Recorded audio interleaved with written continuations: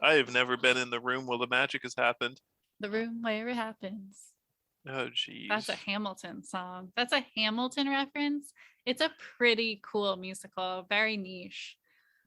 You may have heard of it, You may have heard of Hamilton, it. Lin-Manuel Miranda. our Is that boy, right? our dog. Okay. All right. Hi. Wait, hold on. All right. 3, 2, 1. Hi, I'm Isaac, and I'm 4 stars in the Survey Corps. And I'm Claire, and I'm too tired to shake all the trees every day in Animal Crossing. And this is Make that game, Game where we pitch the latest and greatest new video game ideas. that will never, ever be made.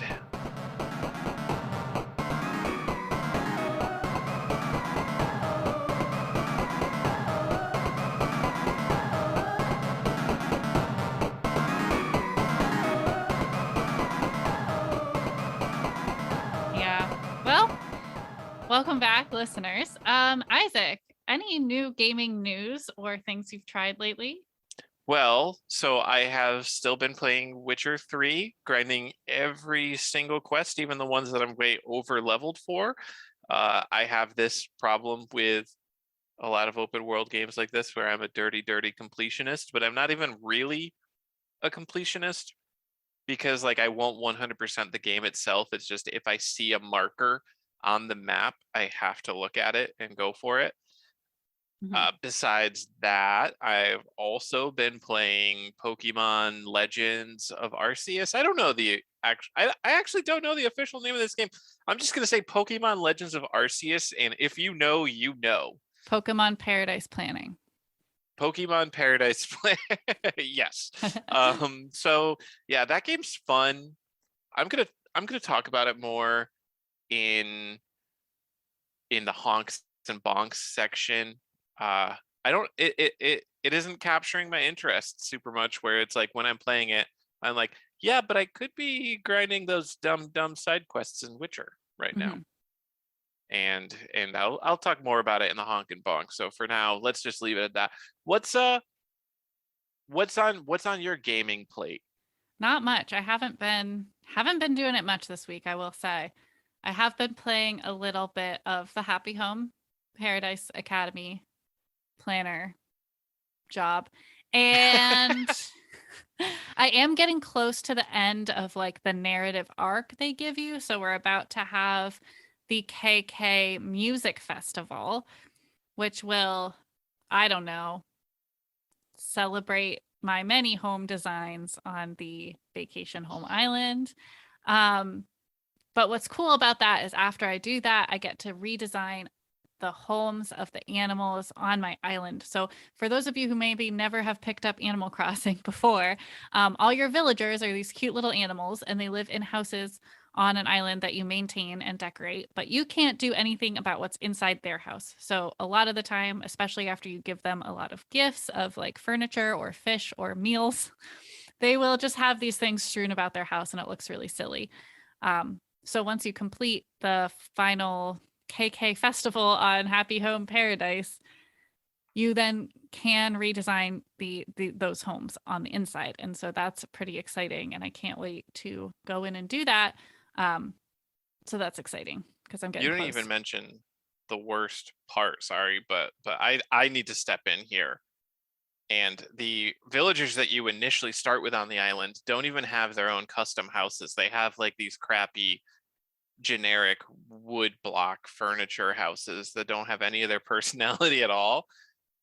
So this paradise planning thing, when you get it, it lets you either design your own version of their home, or you can actually go in and reset their home to basis. So like Eunice can have her little laundry mat, which is the most important thing about all this. So but yeah, honks and bonks, do you got any, or because you haven't been gaming much? So I was inspired by watching you play the new Pokemon. To honk and bonk Pokemon Snap. Oh, the original one for the Nintendo 64? Absolutely not. We're actually going to talk about the newer one for the Switch. Oh, okay. So I'm just I gonna, forgot that exists. let's start at base level. So Pokemon Snap is, if you don't know what a Pokemon is, it's these small creatures that you can capture and train to battle. I don't know if you've heard of such a thing. No, that doesn't ring a bell to me at Yeah. all. So the idea of Pokemon Snap is like basically all of the adorable of Pokemon with none of the battle, which sounded like my kind of game. And what you do is you sit in a little orb, like your character is in an orb, and you it's true. I don't know what Orb. someone has to explain that meme to me because I don't get it. So there's a lot of orb memes, but the one I'm thinking of is AGDQ, and I don't even remember the origins of that one. I just remember that to this day, it's been several years, but I'm pretty sure people still make orb comments whenever orbs are about. Okay. And then there's also the outside of the gaming sphere, just the wizard pondering his orb Okay, yeah, that I caught saw. on a few weeks ago. Oh, that wasn't weeks ago. That's been around for months. Oh, geez, I'm I've out of date. Okay, I've been seeing that for months, but I thought that was from something. Like I had no idea. it's just like it's just like a hippie van art picture that people got obsessed with, is Okay. my understanding. I don't know. No, that makes sense. All right. Anyway, back to the orb. So you're in an orb and you have a camera, and your job is to document these Pokemon in their natural habitats. So you're like taking pictures of them. You're trying to get them to do fancy things to see different aspects of their personality and their behavioral science. Like that's how it's sold, as you work for a scientist. You're trying to document these Pokemon. So I thought it was really fun. So my honks are that it is just so chill. You know, I love a good chill game. I love coming home from work and getting to turn my brain off, like no thoughts, just Pokemon. And so I enjoyed that a lot when we first got it. And the pictures can be really cute. So cute things are always a plus. You get to add like little stickers and filters to the pictures you take, which is really funny and cute. And the gameplay is super easy. So if you are just starting out on games and you're like, I don't know what a LR is from my R button. I don't know. Do you know what your LR is from your R button? I have to think about it really hard. If there's a game that uses both of those buttons, I have to think about it really hard. It's ZL and ZR, right? Because LR would be left, right. Oh yeah, good point. I can't tell my RL from my LR from my ZP. I can't, clearly. So my point is, you do not need to know these things to play this game, especially on the Switch. They use motion control to move the camera, and then you basically just have to take a picture with one button. So it's pretty simple. So it's pretty VR. Yeah, it's very VR, like adjacent. Yeah. So I find that really fun. The bonks, though, and you'll notice I said when I used to play, because the biggest bonk is it just got really boring. So the idea is that you level up as you go. And when you level up, you get new Pokemon will appear in the areas. So you unlock certain areas that you can be in this orb and do. So the tracks stay the same. So question, Yeah. When you level up, new Pokemon appear like based on your level, or does it give you new abilities that unlock portions like for new Pokemon? Like, is it like, oh, you're level 5 now Butterfrees will just be flying around in the field area? Or is it like you're level 5 now, you have the Sweet Ball that you can throw, which will attract Butterfrees to the field area? It's the former. So it's like you're level 5 now, you can now witness a Butterfree. That's interesting. I agree with that bonk. That's weird. You do get like different like treats or food or things to like interact with Pokemon with. As you level up, but those usually won't draw out new Pokemon, but they'll give you new reactions. So like you can capture different behaviors that are worth more points. So that's kind of the other thing you get from leveling up. So as you're doing that, and like you can get like, so there's nighttime and daytime routes. And so if you've done one route in the daytime all the time, but then you go at night, you'll see different Pokemon. And so that's pretty fun. And as you unlock these, that's fun. But then it just gets really hard to level up. And you just have to do these routes over and over and over again, and they're exactly the same, and the Pokemon are in the exact same place every time, and it just gets really, really boring. Yeah, if from what I remember, wasn't it like you needed like 20,000 points to level up, but you were getting like 500 per Yeah, something run? like that. I mean, it was equivalent to that. I don't remember the exact ones, but where it just felt like I could not get enough points. And that's my second bonk and final bonk for this game is I have no idea how I'm getting experience points. Like that's what determines how you level up, but I cannot tell, like I just can't tell. I know It it's doesn't give you picture like a based. breakdown? Does it? It doesn't give you a No. breakdown? Like this So each picture got picture, 500 points no, because pose. no. Oh, So each picture is worth them is rated by stars. So you get 1 to 5, 1 to 4 stars, I think, or 1 to 5 stars. And it's been a while since I played. And the more stars you have of pictures, the more points. What I'm not sure about. So say I have like a Bidoof, and I have a picture of Bidoof, and it was like a we love 2 star picture. Bidoofs. We love Bidoofs. Picture of Bidoof, it's a 2 star picture. It doesn't show a lot of detail. Then I got a really cool picture of Bidoof. It's 4 stars. So I replace it in my album with that. Like, do I get the points for the whole 4 star photo, or do I get the points, the difference of the points between my first photo and that one? And Oh, I'm also not sure if I get points per photo, like per every photo I take, or if I only get points for new photos that I add to the album. And so it's just like, I literally have no idea. I've tried testing certain things. I even did some like actual math on paper last time I played to try to figure this out. And I cannot for the life of me figure out how I'm getting points. And because I need so many to level up, I just feel very trapped. So I haven't played in a while, which probably would make it more fun because I probably don't remember every detail of all the tracks anymore. But that's Pokemon Snap. it's like exploring all over again, fresh head. Right. What about you? What game do you want to dive into today? Well, yeah, the Pokemon Legends of Arceus, very similar in concept. So the concept of Pokemon Legends of Arceus is that you are researching Pokemon, and you are also trying to get them to do specific things to fill out more information about them for scientific purposes. Which I thought is interesting. As you explained Pokemon Snap's concept, I was like, wait, this is just Legends of Arceus, but Legends of Arceus still has the battle. You do have to fight. It's very dangerous because this goes back in time to just when people were starting to tame Pokemon. So like Bidoofs, we love Bidoofs. People in this game are terrified of Bidoofs because even a Bidoof is a powerful, powerful threat compared to a human because they have special Pokemon attacks and stuff. So it's like Pokeballs are a fresh invention. So you're running around and people are like, oh, can you catch me a Bidoof? They keep getting in my garden and I want to learn more about them. So you fill out your Pokédex and show them the page and they're like, oh, it turns out that they're docile when other Bidoofs are around. Catch me 3 Bidoofs. And then, now that they have 3 Bidoofs, Bidoofs don't attack them anymore because they become docile in the presence of like that kind of stuff is going on. Which is, I guess, my setup for the first honk I'll give is that it's a completely new setting and vibe for Pokemon. Normally, you get into a Pokemon game, it's hundreds of years in the future of this one. So Pokemon training and Pokemon battling is like a completely normalized thing. They're like, here you go, 10-year-old. Here's your Charmander.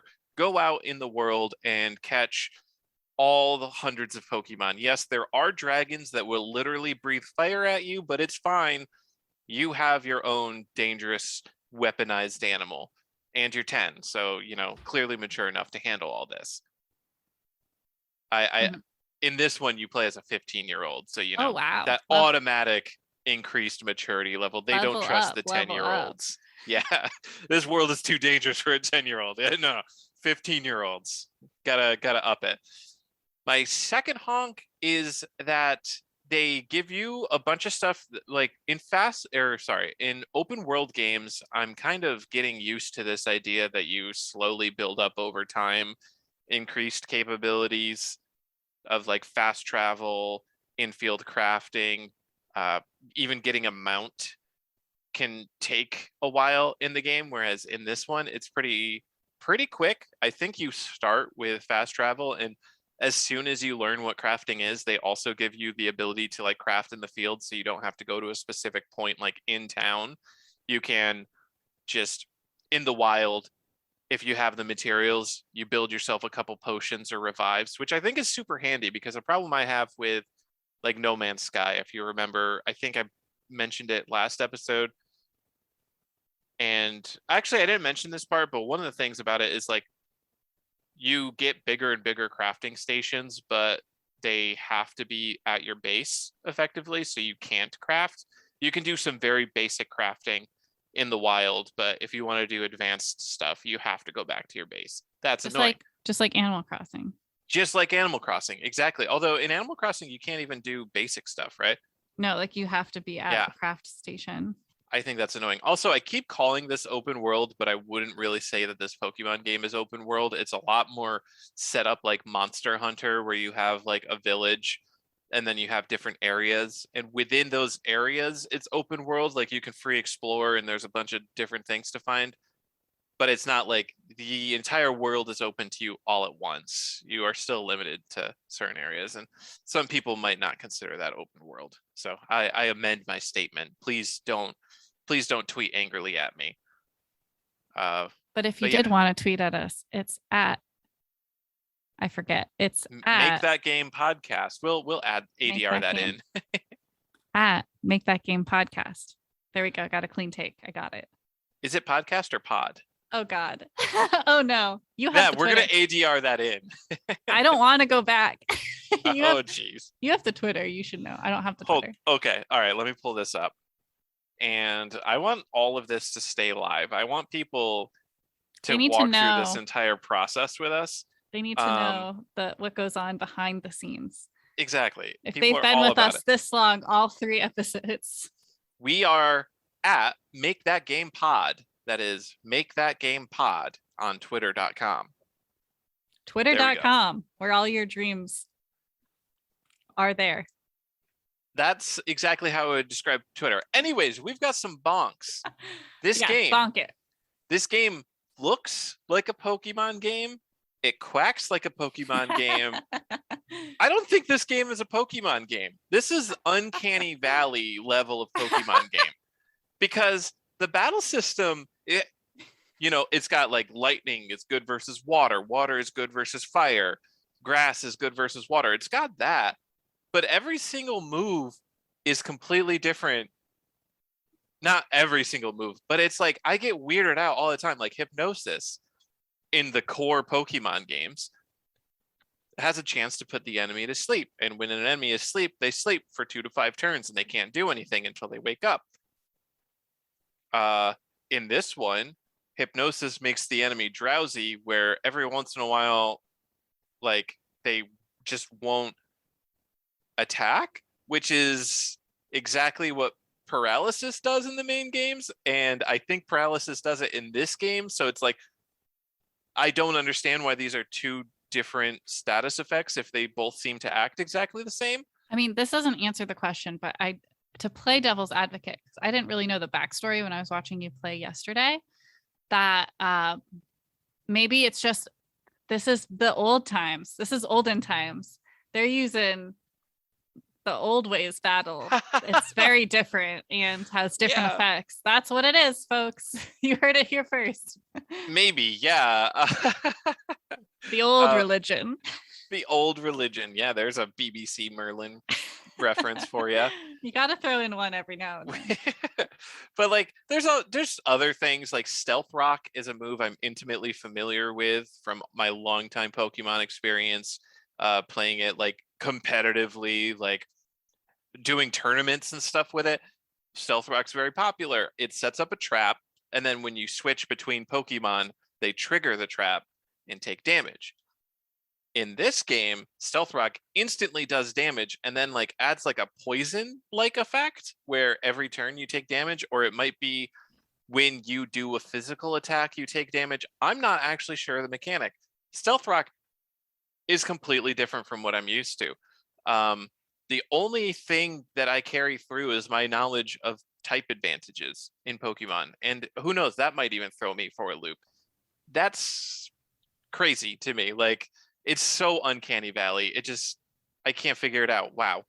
But another bonk is that the core game loop isn't super entertaining. So like you catch a Bidoof and you get like the basic Pokédex entry, and then you catch 12 more Bidoofs and you fill out a little bit more of the Pokédex entry, and then you watch Bidoof use Quick Attack 16 times and you get more, and then you feed Bidoof berries 17 times and you get a little bit more Pokédex. And it's not really that fun to do these different tasks so many times. And filling out your Pokédex doesn't actually give you like interesting new information. Like it just says you're at level 10 Pokédex. Like it doesn't like give you a little like journal entry saying more about like what a Bidoof is or how they act or anything. It doesn't give you additional information about their stats. It doesn't give you it really only says that you know more about a Bidoof, but it doesn't tell you anything more about Bidoof. It's very much a tell, not a show situation, which I think is not super. It's not a very good reward. Mm-hmm. My third bonk, I think we're on number 3, is I did the first boss fight, and it's like a Legend of Zelda style boss fight where like, okay, it charges up an attack, you dodge at the right time, it hits a wall and it's stunned. Although in Legend of Zelda, the way that you would do that is you would then sword swipe 3 times and then you would repeat the process 3 to 5 times. But this is you stun them, you Pokemon battle them, which they're super powerful. So each time you Pokemon battle them, like they take down 1 or more of your Pokemon. And then once you Pokemon battle them, then you hit them 3 times. And then you repeat that entire process 3 to 5 times, but you only have 6 Pokemon. So like you have to constantly heal. And this is where the Stealth Rock thing comes in. It's like the Stealth Rock was doing instant damage and making me take like consecutive damage. And it just seemed like a very grindy kind of, it was very long for what I expected to be a kind of short, just like a Pokemon battle. Like I could understand if I had to set like the first segment was like dodging and throwing the tea time balls, they call them. And then like once it's calm enough, it gives me an opening to battle it. And then I do the tough battle and then like that's the boss fight. But the fact that I have to repeat the entire process 3 to 5 times, if that's how every boss fight is going to go, that's also not super engaging. It's just repetitive. And my fourth and final bonk. Oh my There's gosh, an there's item. a lot of bonks. I know this seems super harsh, but like I said, like every time I'm playing it, I'm like, yeah, but Witcher has side quests for me. So, but yeah, fourth bonk, heavy balls. Super weird. I don't understand heavy balls. So you have Pokeballs. You throw them, you catch Pokemon with them. Heavy balls. They're literally heavy, so you throw them much less far. And if you catch a Pokemon by surprise with one, it's a higher catch rate than a normal Pokeball, but they have like 1/4 of the range, and there's no like range indicators or anything. So every time I throw one, no matter how close I get, and you can't get super close because the Pokemon has to be surprised in order for it to have any increased effect over a Pokeball. No matter how close I'm it always lands on the ground right behind them. And then they turn around and either they battle me or they get scared and run away. And I'm like, heavy ball. So that's a bonk. That just seems like a weird item that they incorporated in it. Did they play test that at all? Am I using it wrong? Am I dumb? Viewers, listeners, whatever. Tweet at me. Tell me I'm dumb. Anyways, that's all my bonks. I have a Mostly question. Oh, okay. Yeah, this is just so I mean, as background, I've never played a traditional Pokemon, like Pokemon Go and Pokemon Snap are the only Pokemon I've played. And in Pokemon Go, I basically just played because they were cute and I liked that I could see the Pokemon sit on my desk or something in real life. I did not battle. So if a Pokemon chooses to battle you, like you surprise it and it's like, oh, hell no. And you win, do you get it? Or does it just go away? No, you have to catch a Pokemon that you haven't defeated yet. Like you do damage to it, but if you defeat it, you actually can't. You cannot catch. You basically the Pokemon has to consent to being caught, and an unconscious Pokemon cannot consent. I think that this is a very good feature that the game has always had. My friends were actually like talking about how weird it was the other day, but I was like, no. This is a consent thing. Like the Pokemon has to pick you. You can't just kidnap Pokemon. You can't knock them out and run away with them. It's great. I You think it say teaches the trainer important lessons. chooses the Pokemon, but the Pokemon chooses you just as much. Which is a thing that they've been saying since the beginning of the anime. Like Ash had to earn Pikachu's respect the entire time. Just because Pikachu was in a Pokeball meant nothing until Ash saved Pikachu's life. And then Pikachu was like, oh, I respect you now. So yeah, there's that. So this actually bothered me because this happens all the time in Pokemon games, but they have special powerful Pokemon called Alpha. They're like a normal Pokemon, but their eyes glow red and they're more powerful than usual. So I was trying to catch one and it kept using a move called Double Edge, which injures itself. So I got it to low HP and I was throwing Pokeballs at it and letting it take down my own Pokemon, because when you throw a Pokeball, that's instead of your own attack. So you can't defend yourself while you're throwing balls at all. This Pokemon just caused itself to go unconscious. Wow. Because it kept using the same move, just blindly bashing me until it knocked itself out. And then I was like, but now I can't catch you. I wanted you. I wanted the cool red glowy eye. Too bad. Yeah. So sometimes that kind of stuff happens. But anyways. Anyway. Do you have a pitch for me? Do you have a game that you've designed that will never be made? Oh, I do. And let me tell you, I have slaved over this one. I did not just come up with it a minute ago. Yeah. Interesting. I definitely didn't get the idea for it at midnight last night and then write really quick before we met. That's not what happened here. Definitely not. Definitely not what happened here. All right. I did not witness anything close to that. No. Drum roll, please. The title of this, the working title of this game that will never be made, and let me tell you, it will not be made. Candleman. Okay. It's called Candleman. This game takes place in a world, let me paint you the picture, where I guess it's kind now that I'm talking out loud, it's kind of like that movie Quiet Place. Quiet Place is the one with like the aliens that are sound-based. So like Quiet Place, but like, so there's no electricity. It's either not been invented or we're post-apocalyptic. We just don't have access to electricity. But if the lights go out, then the Candleman is going to come get you. Okay.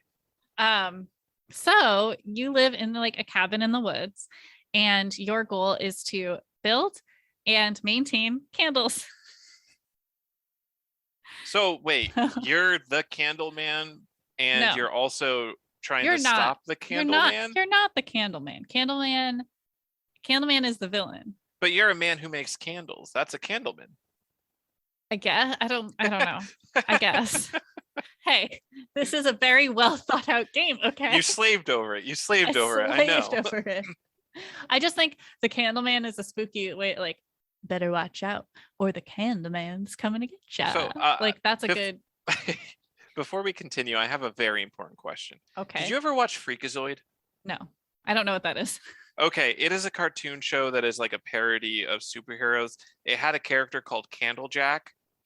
Okay. And if you said the name, he would kidnap you. So every episode had a bunch of like, oh my God, it's Candlejack. And then they would be cut off by Candlejack would get them. And then that became a meme on the internet where people would cut themselves off. They'd be making a post and then they'd say Candlejack. And then just the post would end there. So anyways, Candlejack. Yeah, thanks for that walk down internet memory lane. I get it. I get your bit. I see what you're doing. I do get it. Thank you. Thank you for interrupting my incredibly well thought out, over designed, if anything, pitch for this week. Yes. Okay. So you're making candles. You are a man who makes candles to stop the Candleman from getting you. Correct. So so I mean, I guess it's kind of like any kind of crafty game, maybe. So you have to gather materials and you'll have to like choose wax and stuff, and different processes will affect burn time and things like that. And obviously you'll have to have multiple candles lit at once to, because some might go out.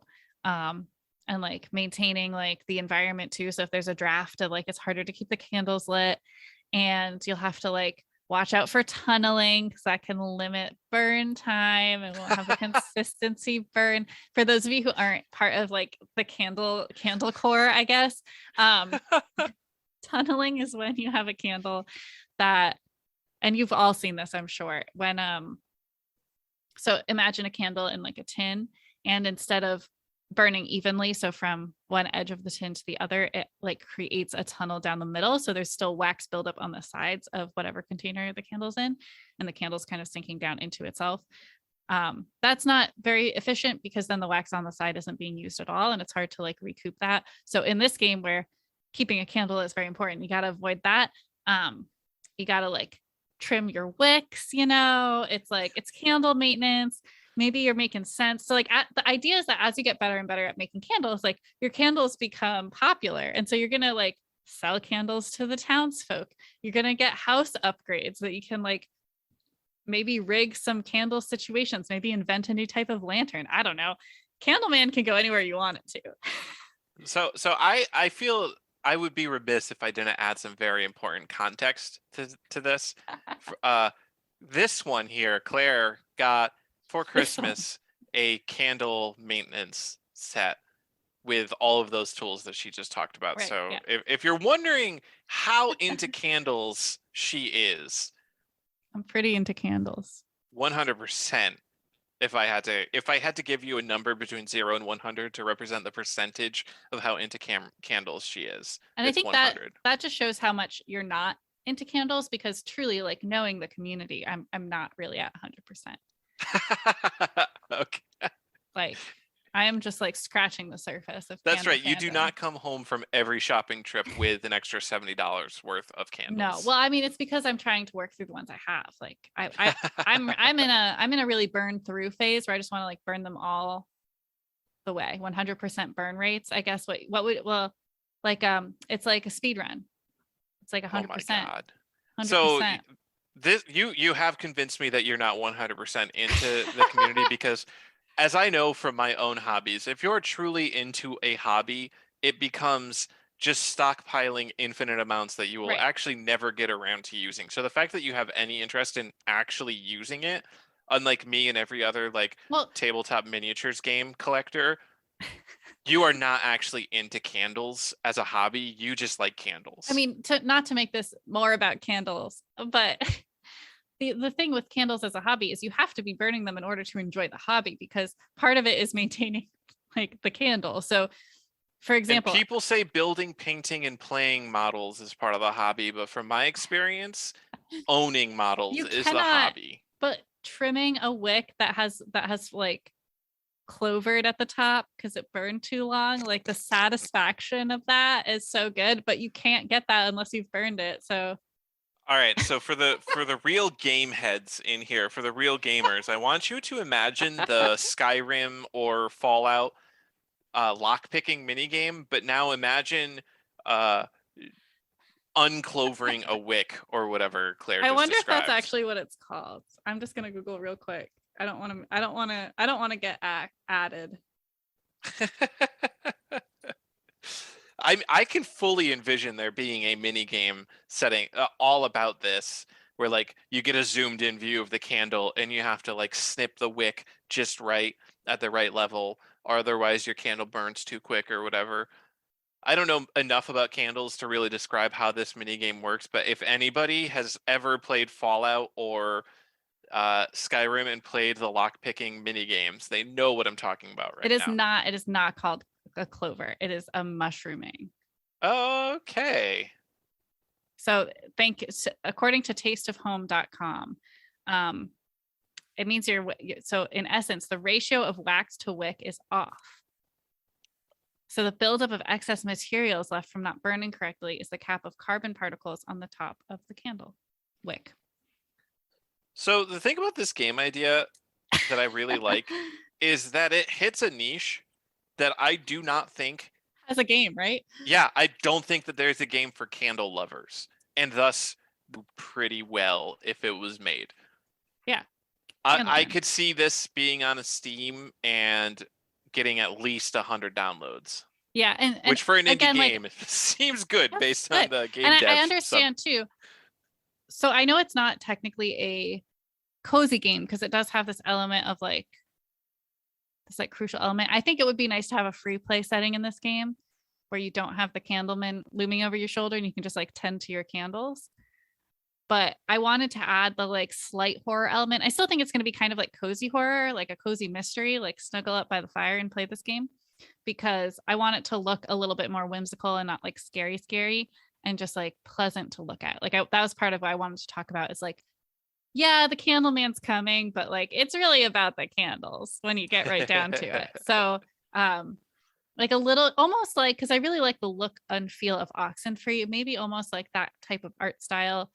It wouldn't be able to be zoomed out like that, but like a little bit like, yeah, it's a little spooky, but it's still really fun to look at and get to make cool candles. So All right, well, yeah, so so is that is that the full that's idea? the full pitch.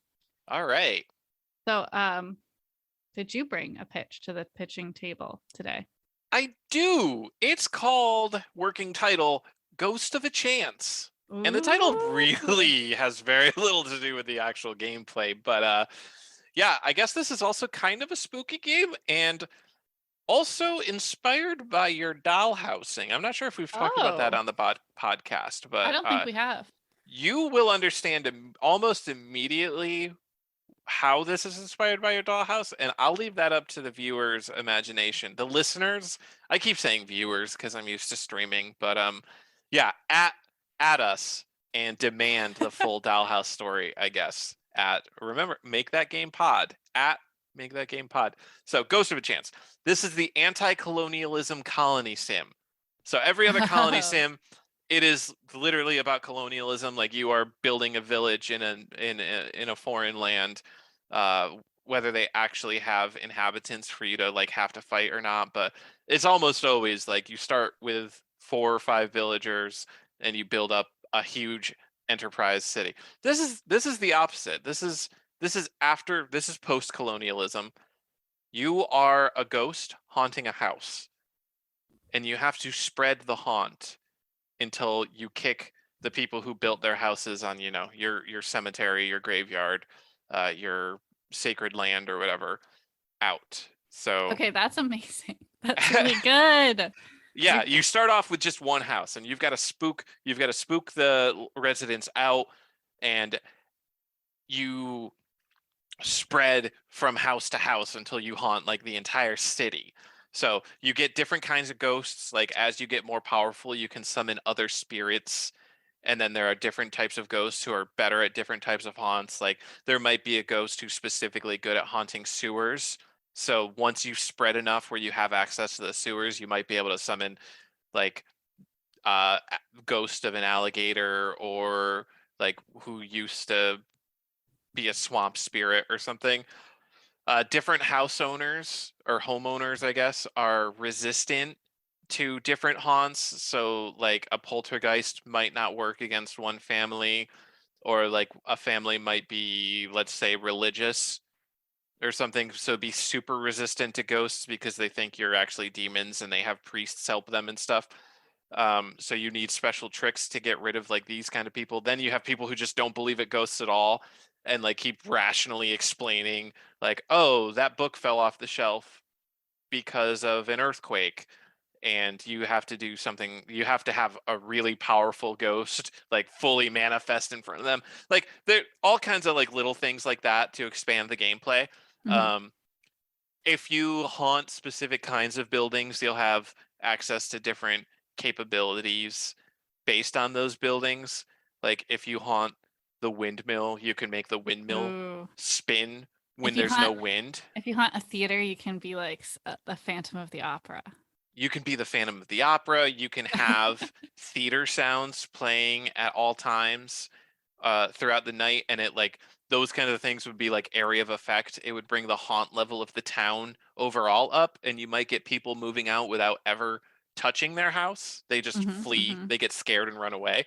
Uh, and basically, the final goal is to reclaim your ancestral land or whatever, return it to peace, kick all of the villagers out. Just every single last one of them needs to be gone, including, there's the final boss is going to be like the classic rich man living at the top of the hill that you have to bust down the gates of. Not directly, because I don't think ghosts can do that, but like maybe you cause there could be multiple ways of achieving this. Like you could cause the villagers to riot and storm the house and carry the manor lord off themselves. You could haunt their house directly, but they're gonna obviously be the most resistant ones because they'll hire priests and witch hunters and ghostbusters, Now, is this etc., going to be etc. town focused only? Like you get, and is it like different towns every time you play? Like, how does that? I would assume that the town would be somewhat randomly generated. Mhm. That would be one way to do it, but I also think that this is the kind of game where you could probably get away with just having one town. I'm not sure how deep you can actually get the gameplay to make multiple playthroughs Mhm. interesting. There might be a small amount of randomization.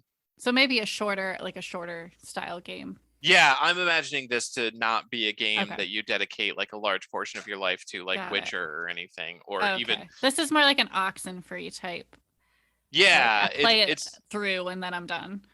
yep, it's like pretty much a fairly curated experience. I feel I don't think that with this concept you can get super duper deep, or at least not in a way that I'd be willing to commit to. I'm sure that there's ways to do it. Hey, if you want to take this game idea, run off with it, make it, and make a super deep, infinitely replayable anti-colony sim, you have my permission.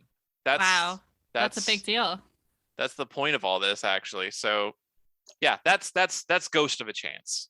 I love it. Well, I had other questions. My goodness. Oh, We yeah, can't be done okay, yet. No. ask away. What time period is this going to be set in? Well, so Like, is this like a classic Victorian era haunting? Are we getting seances?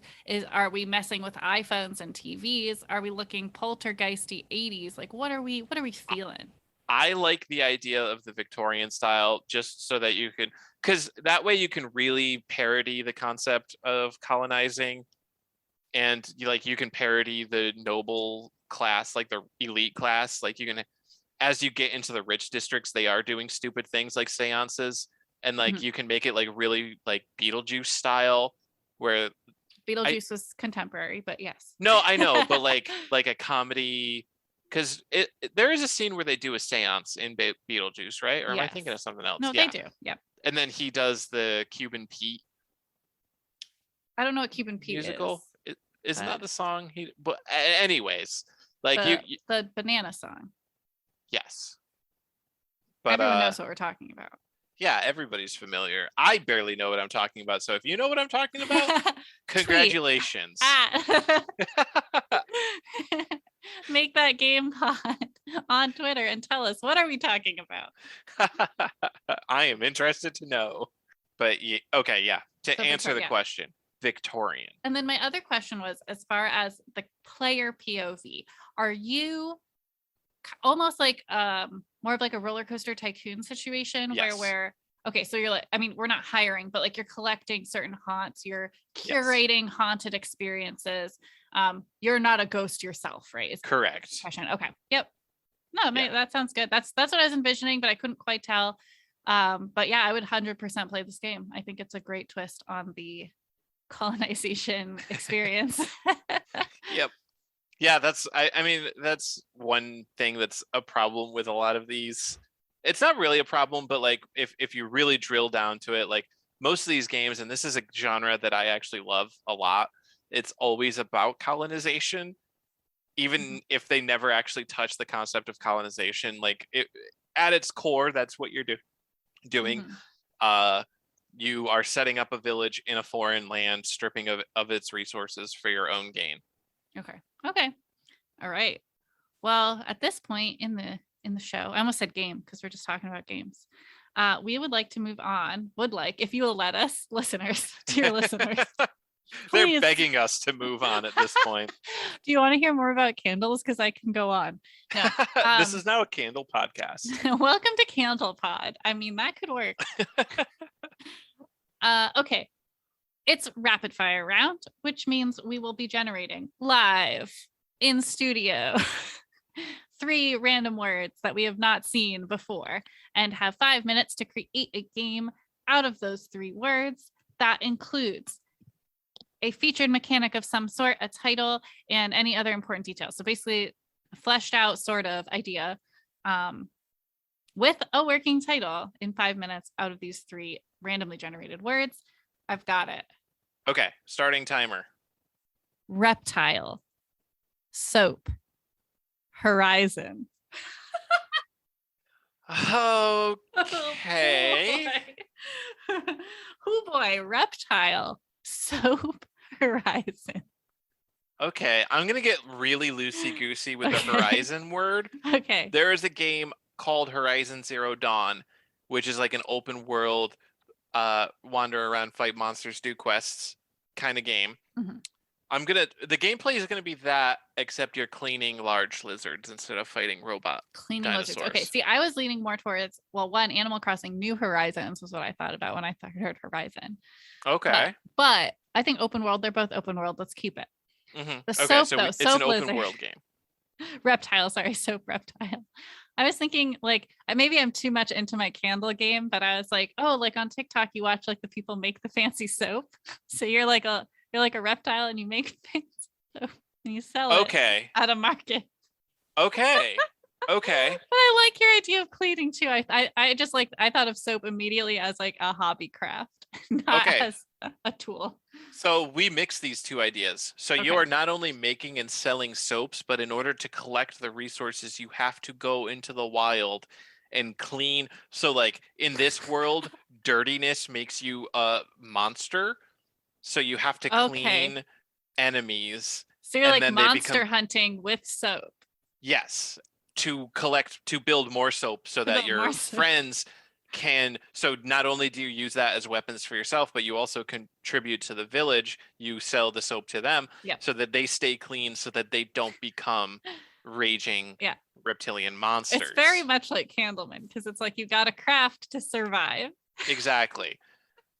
And so, okay, now we need a name, because I think we've got a solid idea.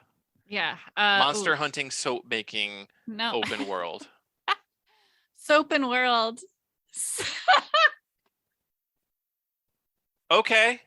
No. So I think that's good for a genre. Like if we were advertising this game in the YouTube like trailer, it would be like world's first soapen-world adventure. Yeah. So yeah, it's not the title. So we got to keep going.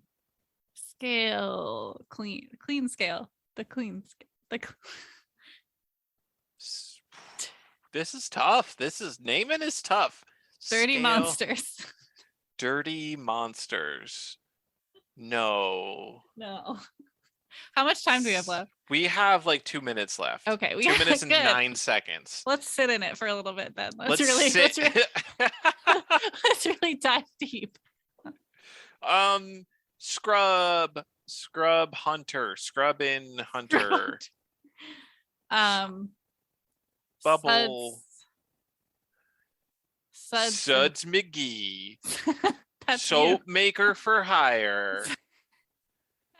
See, I think that's still a trailer lingo. Like the world's first soapen-world game. You're Suds McGee. Soap maker for hire. Slinging bars and getting things done. Oh geez. Yeah, no, I've got this is a hard one to name. Well, okay, we haven't used the word horizon yet, really, except for in like the gameplay. So maybe it's like clean horizons. Boom. Boom. We did Boom. it. Okay. Clean horizons. So that was clean horizons. So you heard it here first, folks. All right. World's first open world game. Hold on. I gotta cancel the time. Okay. All right. Are we ready for our next 3 words? Yes. So this is very gamey. So casualty, charge, unfortunate. My first thing that comes to mind is the old Flash games, RIP Flash, R.I.P. I miss you. which were basically like tower defenses where you would constantly have soldiers moving across the screen. Yep. And then like you could upgrade which soldier type you were using, and like you had to flick your enemy soldiers off the screen, blah blah blah. Okay, because I feel like that's almost too easy. So I'm trying to like throw a wrench in it. What if the unfortunate and the casualty part is that it's like zombies, but you want the zombies to win. So like you actually want everyone to die because then you become the most powerful. So the card game Marrying Mr. Darcy has a Pride and Prejudice Zombies expansion pack in which you can become a zombie bride and by staying a widow actually win the game. So that's what I'm thinking is like there's this like line of like you can either try to win against the charge on your tower, or if you lose enough people you can like resurrect them and then like you win that way. But you have to like make that choice of like, am I going to lean into this or am I going to try to like actually defend? Okay, so it's kind of like a tower defense game. Still, like we're gonna take the idea of like a tower defense / like wave based defense game and make it so that you can basically flip sides at some point during it. It's not really about flipping sides, but it's like okay. It's really based on Pride and Prejudice and Zombies expansion of Marrying Mr. Darcy. So I apologize because that's very niche. That is niche even for me. Although then again, I'm not much of like a board gamer. But the idea is more that like there's multiple ways to succeed in this tower defense. Okay. You can strictly defend the tower. Like you can use your forces, defend the tower. But also there's a zombie plague going around. If enough of your team becomes zombies, then you will also win because you'll be able to infect the invaders and like. Okay, so the invaders are not the zombies. That's where my disconnect. That's where my trouble understanding it was. No, the invaders are not the zombies. If the invaders are the zombies, then what's to stop you from like never building a tower, never actually defending yourself, and then you just win because the zombies win? The invaders are not. So you have to like kill your own, basically your own have to die in order to like make them zombies. And then you can like, and they don't have to be zombies per se, like it could be something else. But the idea, this is why I was thinking like casualty, like how do we bring casualty into the game? Like, right. That it might be a good thing, but there's like a line, like you could kill not enough. You have to carefully balance. Or you could like go too hard with your regular people and then they just regular die. Maybe there's a certain way they have to die in order to be useful. So you have to like decide at some point you have to make the choice of like, I'm going full on zombie battle or I'm just like playing it straight, you know? Okay. All right. Okay. So I think that's a game idea. We have 45 seconds to come up with a name. Just call it Zombie Tower. No? Okay. No, we've got it. Zombie Tower. Boom. Okay. Zombie Tower, the game where you either defend your tower or become the zombies. Yes. Okay. Are we ready for our next 3 words? Yes. I am ready to start the timer whenever you have 3 words. I have 3 words. Oh, this is so good. Okay. It's excited so good. for this. Cassette. Oh. Ghost. Oh. Movement. Okay, this is Oxenfree, isn't it? This is basically Oxenfree, yeah. We've talked a lot about Oxenfree today. Boom, 15-second game. Boom. No, we're not. We can't copy a game that already exists. Plus, Oxenfree uses radio. You're right. You're right. This is cassette. This is cassette. Very specific. Okay. Cassette ghost movement. And we talked about ghosts today too, so that's good. I'm trying to let you go for it because I really monopolized Zombie Tower. Oh no, it's okay. I feel like I usually monopolize these ideas, so I was waiting for you to go for it because you seemed like you had an idea. Oh no, I just like the idea of like. I mean, if it's cassette, I'm like at the time period. You know, it's like it's the 90s. Right. Where we're sitting on the floor listening to the cassettes out of the Walkman. So it's a horror parkour game. Oh, a parkour. Parkour. The world's first parkour. Yeah. And so like that's where the movement comes in is that you're running through alleys, you're in a haunted city, in the 90s, and the mystery of like why the city is in its current state is transmitted to you via you collect cassettes that tell you the story. Good.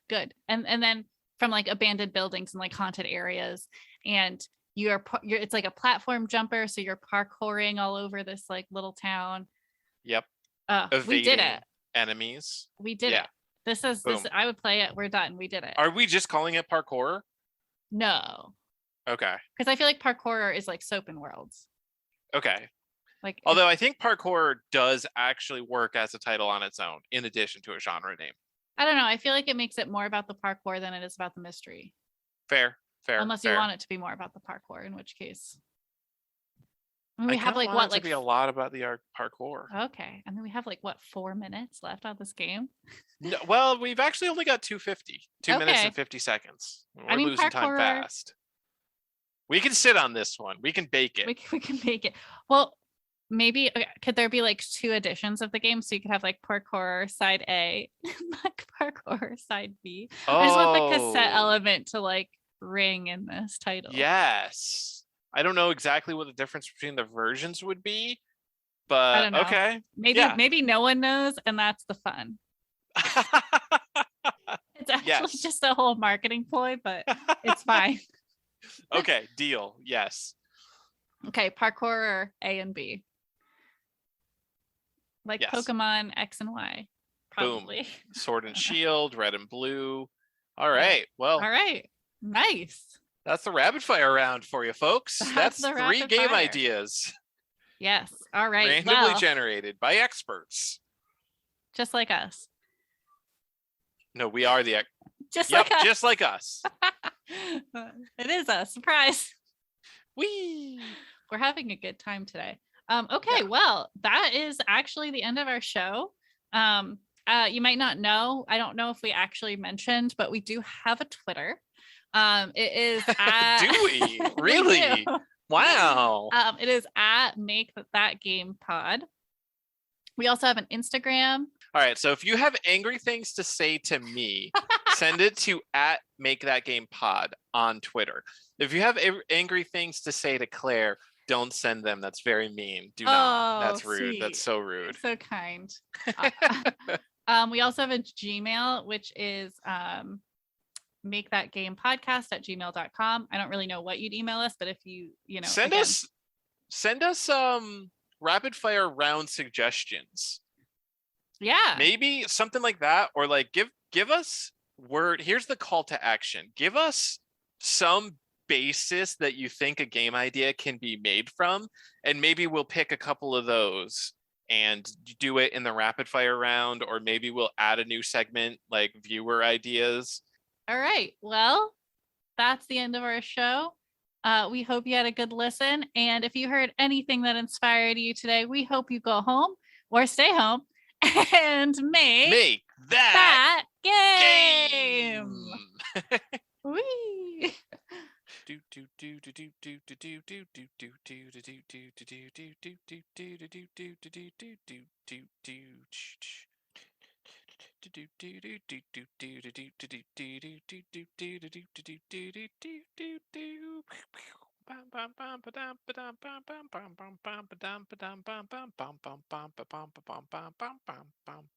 Yeah, I figure, a little B-roll